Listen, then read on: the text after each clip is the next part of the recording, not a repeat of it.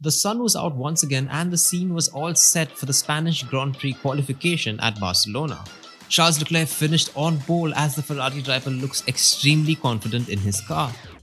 However, his championship contender Max Verstappen suffered engine problems on his final run, but he still managed to set a good time previously and he starts tomorrow's race in second. Carlos Sainz, the hometown hero, finished his qualification session in P3. Hello and welcome to Fervent Motorsports, and today we are going to take you through the rundown of the qualification session that just happened in Barcelona, Spain. Following his pole position, an ecstatic Charles Leclerc said, "I made a mistake early in Q3, but I only had one lap, but it went extremely well and I made it stick. The car was amazing." This is true. Prior to his push lap, he spun his car around on the tricky section of the track, but he managed to avoid contact with George Russell and he took his car to the pits. From then on, he came out and he set a brilliant pole lap. In the history of the track, 80% of the times the winners have started from the front row, which will be great news for many Max and Charles Leclerc fans.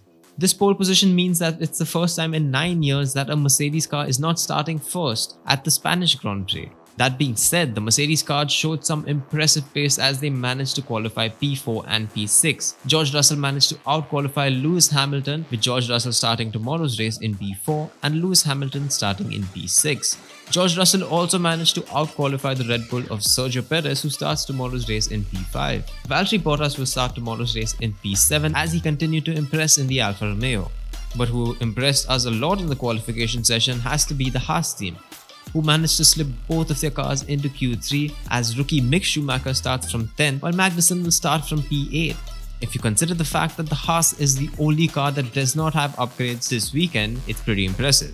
Both of the AlphaTauri cars were knocked out in Q2 along with Zhou and Esteban Ocon. Lando Norris seemed to have a great lap to take him to the final session, but the stewards noticed that he exceeded track limits, so his time was deleted and he didn't make it to Q3. However, his teammate Daniel Ricciardo did, and Daniel Ricciardo will start from P9 tomorrow. It was a tough weekend for Aston Martin and Williams, who had both of their cars in the bottom 5. Also, much to the disappointment of the Spanish fans, Fernando Alonso was knocked out in Q1. There was an incident where Alonso believed that Norris was impeding him, but the stewards checked it out and it wasn't really an issue. Another cool thing about this qualification session was the fact that Charles Leclerc received the pole position award from the WRC legend Carlos Sainz Sr. And if that name sounds familiar, it's because he's the father of Carlos Sainz Jr., who is the teammate of Charles Leclerc. Small world, isn't it? So anyways, be sure to check out Fervent Motorsports tomorrow as we get you an entire recap of the race that takes place tomorrow.